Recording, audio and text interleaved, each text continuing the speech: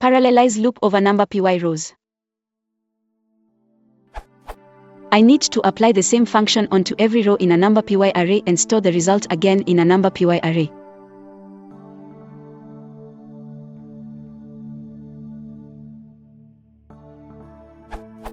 Function does some non-trivial filtering of my data and returns an array when the conditions are true and when they are false. Function can either be pure Python or Python compiled.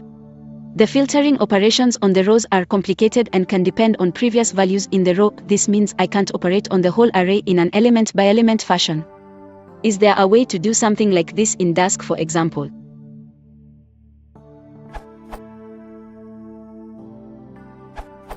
Dask solution.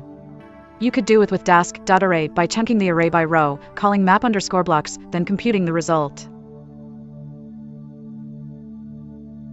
By default, this will use threads. You can use processes in the following way. Pool solution. However, dask is probably overkill for embarrassingly parallel computations like this. You could get by with a thread pool. And you could switch to processes with the following change.